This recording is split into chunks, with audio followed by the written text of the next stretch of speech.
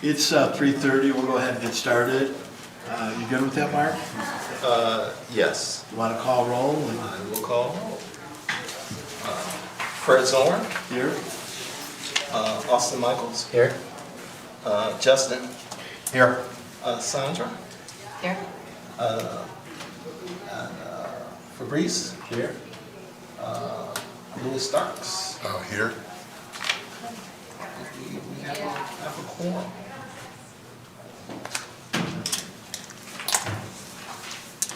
We have a quorum. We have a quorum, and for those who weren't called, I know we got Rochelle Freeman from Southfield. Southfield. Could you do those introductions, Tom? No, I usually don't, but I can. If the chair wants. Yeah, Rochelle Freeman, Hi, I'm the Business and Economic Development Director, Southfield. Lori, Lawyer from City Attorney from Troy. Tom Kelly, Hi, I'm Tom Kelly. I'm the CEO of Automation Hill. Delaware. Hi, Working Manager's Office, Management Analyst, City of Troy. We, first item on our agenda then is item number 3, election of officers. We have the positions of chair, vice chair, and treasurer/secretary. I'll entertain nomination for the officers. In the past, we've done all 3 at once. And Yes, I think all 3 decided that we're going to re-up. so we've had a formal nomination. I can't. Let somebody else. I'll move that. Is there support? Second. Any other nominations? And hearing none, all those in favor? Aye. Opposed? Motion carries. Congratulations. Item 4 is approval of minutes. We have the minutes of October 23rd, 2023 joint meeting. They are attached. Entertain a motion to approve the minutes. Motion to approve minutes. Support. Any other discussion? And dispensing with an oral reading, all those in favor of approving the minutes of October 23rd, 2023 as presented. Aye. Opposed? Motion carries. Do we have any old business? Looks like we have none. New business. City of Southfield Smart Zone update.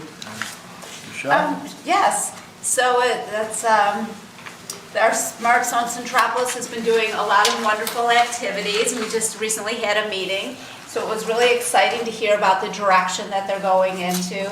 They added a new Defense Hard Tech Accelerator program, working with the Department of Defense.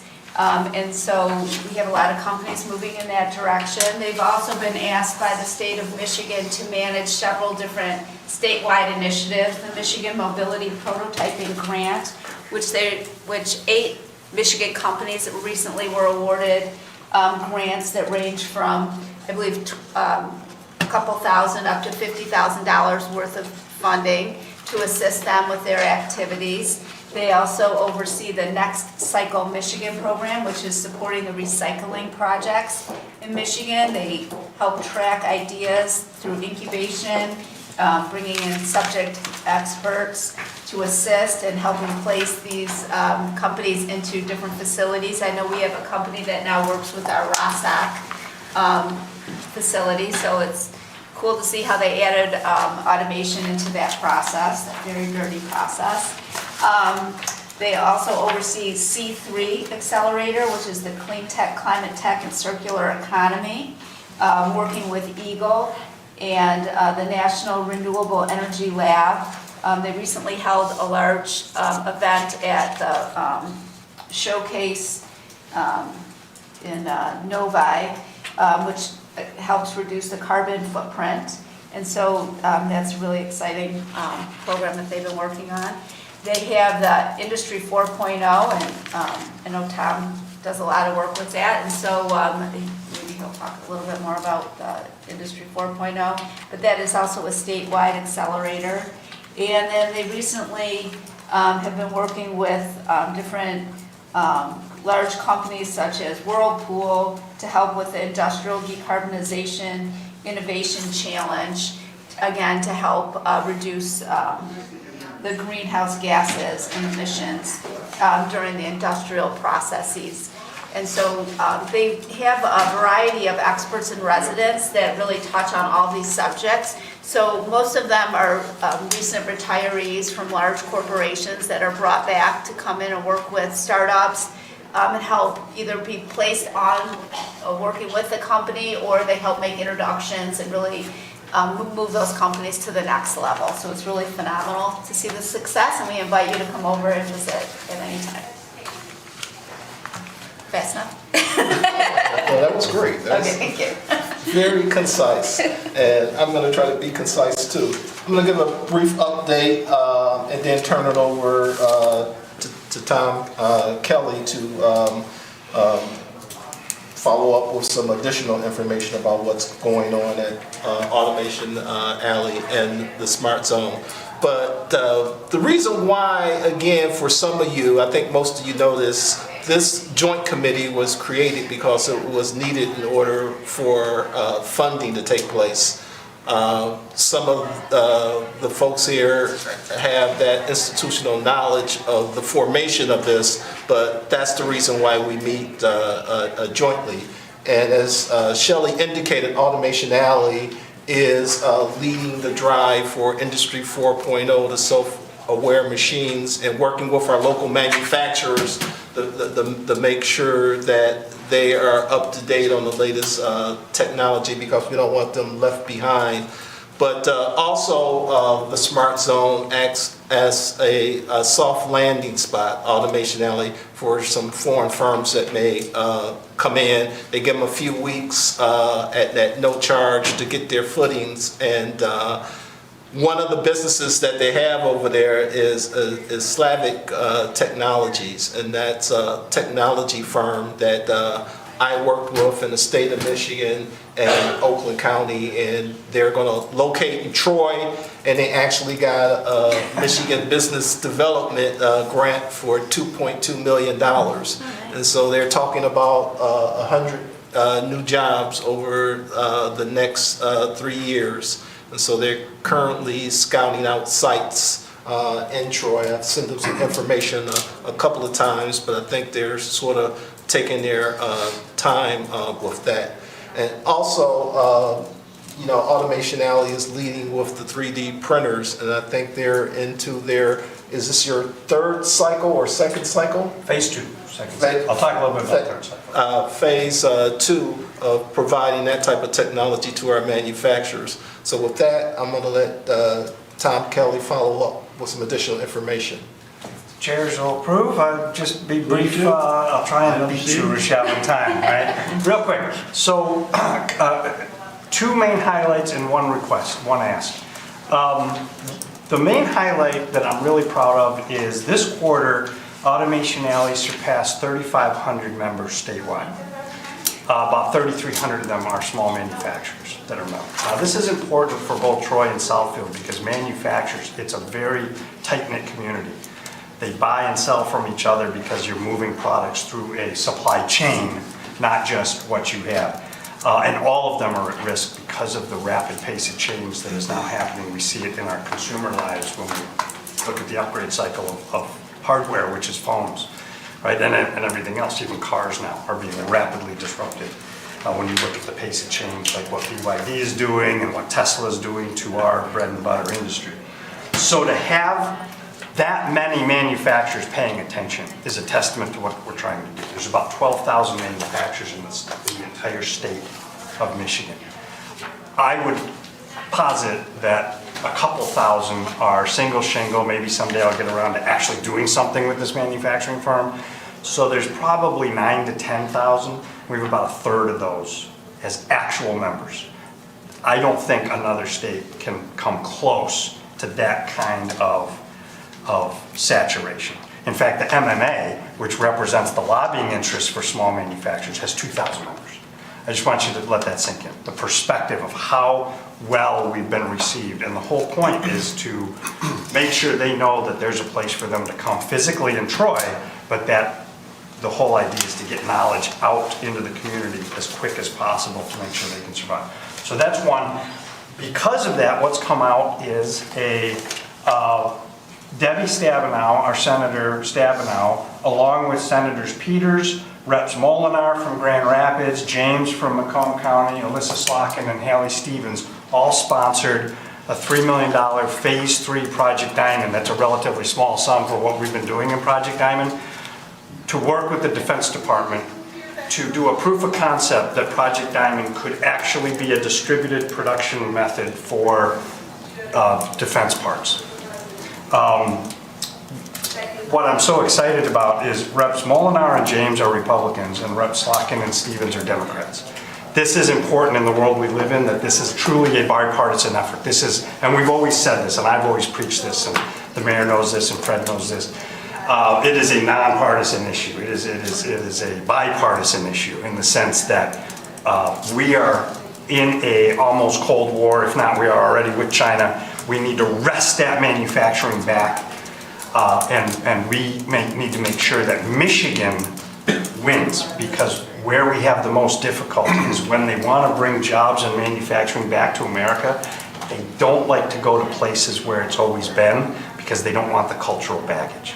They want to go to the South. They want to go to the West because they can blue sky it, greenfield it. Look at what Ford did to us by building a greenfield project for F-150s, for God's sakes, down in Kentucky. So our job at Automation Alley is to fight like hell to make sure that you have to come here, because this is where you're going to be able to stitch in a distributed manufacturing environment. Literally leapfrog the conversations about the big plants, because our feeling is big capital and big plants are not going to be the future, because the world will change too quick. No one's going to make a million things at a time anymore. You need to make one thing for you, one thing for you, one thing for you, and it's all got to be a little different. And so you can't just kick off black widgets off a line. You have to be able to make one thing at a time. And the only way to do that is distribute the manufacturing, design it digitally, push a button, and you make it for you, and you make it for you, and you make it for you. And that way, that's how we're going to win. That is not well understood in Michigan by our manufacturers themselves. And this is the battle that we have, is to change our culture before it's forced upon us. And we don't want that to happen. So that's item 2. And then item 3 is an ask, which is this committee has been extremely generous in the years past with some of our maintenance needs for Bellingham. I know the Smart Zone for Troy is probably not relevant to the joint meeting because it really just affects Troy. But our roof, that building was built in 2002. That roof has lived its useful life. And we wanted to put in a request to see if we could work with Mark to get some requests. We think it'll be about $200,000, and in the past, that was about what our driveway was, and you guys phased it over 3 years because of the way the money gets allocated. But again, you know, that's just an ask that I have of the committee. Okay. We'll take that in consideration, and I'll get with the management team here and our financial team, and then if you can get me some numbers, we can talk it over and see where we're at funding wise and how we would phase it in if we get that approval internally, and then we can bring it back to the board if that's all right. Yeah, that's fine. We know it's a long process. Okay. So we thought we'd put in the request as we've done in the past, and it's served the community well, I think, that building. And we have no plans to leave, so we want to make sure we keep it in as good a shape as we can to stay right here. Okay, Councilwoman Holdridge, Mayor, do you want to add anything to anything? We'll figure it out. Oh, yeah. Okay. Right? Thank you, Mr. Chair. Thank you. Tom, thank you for the report. Item C is the 2025 meeting schedule. Mark? Yes, if we can get a motion to approve the 2025 meeting schedule, I think that is attached to your agenda for Monday, April 25th, and Monday, October 25th. The April 21st is the subcommittee, and the joint committee is October 20th of 2025. So you get a motion for? Yeah, the chair will entertain a motion to adopt the schedule as presented for 2025 annual meeting. So moved. Is there support? Support. Thank you. All those in favor? Aye. Opposed? Motion carries. And we have a board member comment.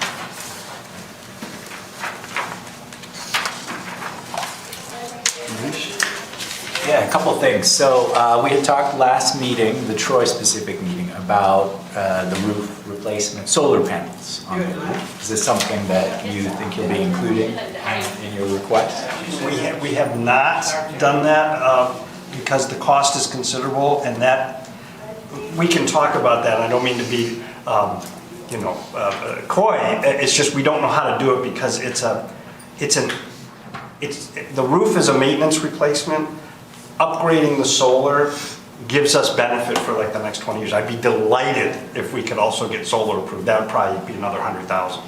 But that would then probably pay us 5%, 6% dividend every year because our electricity would go to close to zero. So I think we have to be careful of how we use funds like that. I don't know, I would love that would be something that would be fully allowed for a sort of public asset.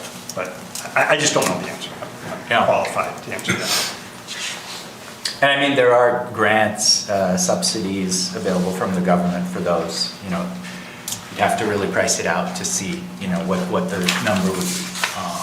But yeah. Almost always they're tax credits, and we're a nonprofit. And so we never qualified, because they say, yeah, you can take this off your tax bill in all these jurisdictions. We don't have a tax bill. So it makes it difficult. I'm pretty sure they've adjusted it so that governments and nonprofits can take advantage of the tax credits. I would be delighted to learn a little more, because I see that as keeping with Automation Alley's mission, right? To show that this is possible, because I know a lot of people in Michigan don't think the sun is as viable as it is. It truly is it would be an excellent facility to showcase. Like the level 3 charger, that maybe we can get that someday. Both of those would be great projects. Depending on the tax credit, I also know they recently adjusted to make those, you can monetize those as well. So, right, either individuals. Sell them on the market. You can sell them on the market, right? That's right. Somebody out there who's looking to reduce their tax base, that's a potential, again, depending on the specific credit, but just something to keep on radar just in case that applies. Yeah, and I'm happy to look into that. We'd have to get our lawyer, legal counsel involved, because you have to be careful that you don't generate too much unrelated business income. You can jeopardize your tax status. So that's all. We just got to make sure, if we go down this path, we'll dot the i's. Obviously, it worked at some point because we have solar panels on our roof. I just don't know how that occurred. It was before my time. Maybe Shelley would know. Yeah, I'll share with you, I'm doing two residential deals. We have we're selling tax credits on both of them that becomes part of our capital stack. It is complex. It's FIA certification, and in this case, I've got low-income tax credits and HUD financing on the 202. There's not enough good case studies to go through, and I think we tend to mimic each other and examine others' models to see if it makes sense. And the one will actually have a small solar field. I went out to Jackson to witness it. It'll be we're actually, the county's part of this. It's an opioid recovery facility, and we'll have a small solar field that will provide, we'll net about $60,000 a year, but we're selling those because it's owned by a nonprofit. It gets, Thomas said, incredibly complex, but we're learning. I mean, Fred, we're not afraid of the work. In other words, if we could be the case that then opens the floodgates and allows all these little nonprofits around Oakland County to be able to see the model, we're all in. I have no experience whatsoever in that, so I'm just putting that out there that I will probably cause you a lot of pain and hardship trying to get through this. and I'm not going to profess to be an expert in Troy, but in Southfield, we were built, a lot of our office buildings were built for, finance, insurance, and real estate. And I think Southfield, or Troy's got a lot of that same product. So we're all looking at adaptive reuse, and Shelley's done 2 phenomenal projects, and I'm pushing her to get case studies in for a conference that's gonna be in Detroit next year. We all gotta learn how you can retrofit, the Morelli building. The West Wing, they opened up the stacks, instead of plate office, you now got ceiling height. They brought in additional electrical capacity, and at that time you get to address energy efficiency and get buildings that reduce their carbon footprint. And we're all pushing it. The other item that all of us are going to be faced with locally is if the state continues to adopt the new 24 International Construction Code. That'll put more pressure on us for compliance, but that's tough to get. You got a design architectural community that needs to embrace those standards, and a marketplace, and sometimes there's resistance in those change too, because they usually are pushing your operating costs. So initially, but we all learn, and we can do better when we know better. It's exciting. Right, any other board member comment? Public comment? Oh, I did have another one. I didn't want to monopolize, but as you can probably tell, I'm interested in sustainability. I was in touch with Susan Hanna from Sustainability Planner in Southfield. She met with you, and possibly with you, Justin, to talk about the LDFA and maybe joint projects with the Troy LDFA relating to sustainability. I was particularly interested in DC fast charging, which we had talked about for Automation Alley. And apparently you didn't see a sort of role for DC fast charging, is what her report of this meeting was. But you had seen private companies come in and install charging stations in different facilities. You're also worried that some of the buildings are becoming underutilized, so you didn't want to install charging where there's not much traffic. This is all her secondhand from her. I don't know if I'm wrong on that, you can correct me. But broadly, is there any opportunity for collaboration between the 2 LDFAs on sustainability issues in the city, in each LDFA? Yeah, I think on top we're happy to share, learn, and work jointly. And I also think Oakland County's got they've got some excellent things going on too. The other community is Ferndale, has done a real nice job. Those are the county has a sustainability person as well. So Suzanne she works out our planning department, and so we she just did a big food waste program in our community, working with all of our restaurants and trying to make sure that restaurants are doing best practices in terms of their disposal of their food and moving forward. So that's a big initiative. She's been working with our Centropolis team regarding the clean tech, climate tech, and we have a sustainability committee in the city of Southfield. So I don't know if Troy has a sustainability committee or not, but potentially they could join forces, and I know the county has one. So she works on that initiative as well. Regarding, the charging stations, we don't own a lot of property in our community, and we have put some charging stations in at our municipal complex. We've been looking, and she's been kind of spearheading, adding more charging stations to our parks and different areas where we have a higher concentration of people. As well, we have a couple of different new developments that are coming forward that have been looking to add their own charging areas to accommodate their guests and making it open to the public. So we have, as part of our new developments, they're doing that independently. So that's really what we've been working on in terms of the charging stations. And I was going to comment after this meeting, because I have that on the agenda for our subcommittee meeting, about where the county stands with that request. But also to piggyback on what Shelley said, is that I've talked to the county too. I talked to their sustainability person. I've talked to Sean Carlson, and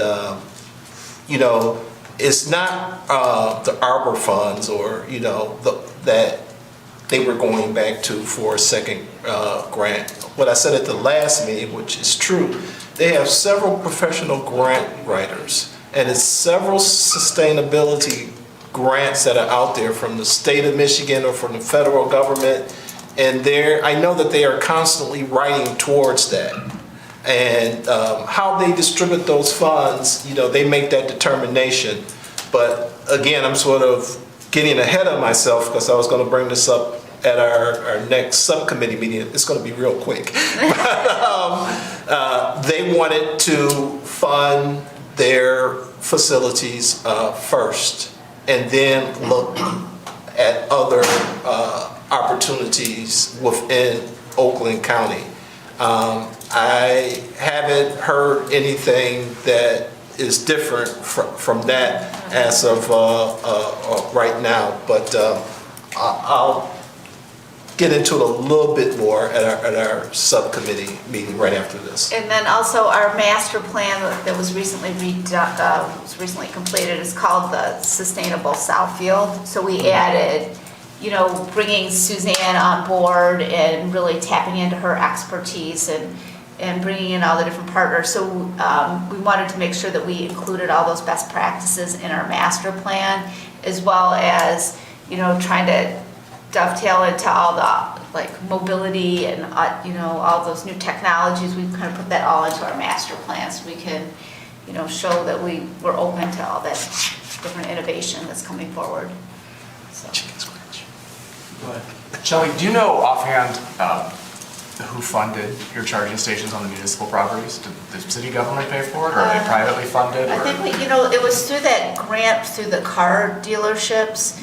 That there were certain car dealerships, if they're located in your community, that they were willing to put in charging stations. And I think one of our challenges was the location, because the power to get to where we want them versus where the community might want them, where the power is, it was kind of finding that perfect nexus. We had two issues. We first put two in our underground parking structure. It's a no-no. The fire department has an issue with there. We've been working with GM out in the Milford, proving ground on how you deal with these fires. We still have the two in the underground. We've had no problems. 2000 Town Center has an underground parking structure. There've been no problems, but and then we just added 4. They're outside. And council's approved another entity, and I can get you the information. And I know one of the entities just went bankrupt. So that We'll get it to Mark, though. Yeah. But yes, there was a grant through the auto dealers that they were trying to get them out into the community as well. So I know that the latest one was from that. And I'll share with you the two housing developments they're working on right now. To get this FIA certification, there's an older standard, the 21 and then the 24 standard. The 24 standard has a greater push for EVs from a minimum of 2 units to, it then fixes it to a percentage. And I was in a conversation just last Friday where we're talking about now, as we build the building, you put in a separate panel so you can commercialize that value. I mean, as a landlord, you don't want to be in the position of having to give that away. And there are some who think that should be how the market plays, but something your tenant should pay a few extra dollars for, cover your costs, and someone should be able to make a profit. And that'll be how I see it, the price being put together. But the cost of that panel and the conduit, they want us to be panel ready and conduit. And if you're putting a panel in, you might as well go separate meter. So we'll get that. And there's lots of fun conversations for the marketplace to figure out. I got a question. Through that grant for the dealerships, the entity, did they monetize that and they receive the profits from it? There's one that wants to sell advertisement, kind of in the same way the gas stations and the Google concept. Everyone's pitching an ad. These don't have ads, and right now our cities don't. We've yet to successfully put a couple in Park yet, and that's a goal. One, we got into overhead wires versus burying, in a park that didn't have any overhead wires. we can put together a packet, it'll take a day or two. Suzanne just got married and, She's not busy. she's young and excited, so happy times, so enjoy it. Any other board member comments? I was just gonna say, I think it may be GM, the company putting in the charging stations through the dealerships, possibly. It could be, yeah, I'll get the information. Okay, great. You know what was interesting? Yesterday's free press, the one GM, $1,900 down, $64 month lease for an EV. And then I think that was the Equalizer. And then the Chevy Trailblazer saw an ad for $165 a month, $2,000 down. And even the Lyrics, $2,000 down and I think $360 a month. Start looking at the price point. If you're, I can tell you, I've said to my wife, that kind of starts making real tempting. $2,500 to have the charger put in the garage. And in my case, I got a Jeep I'm trying to make last for my 14-year-old before, I think it'll be a good first car for her. But I'm like, I don't know if I want to put another 20,000 miles and give her a car with 80. I'm thinking if I get one of these electric vehicles, but I don't know if I'm in the hip and cool car. I think that's the problem. You don't have to, as long as it's just the hip and cool people, they won't take on, right? Because it's yelling at everybody. I have a brother who works for Jet, and I've been in the new Escalade, the Hummer, and there's the power, incredible. They're fine. Exciting time. Any other board members' comments? Then I'll entertain a motion to adjourn. Second.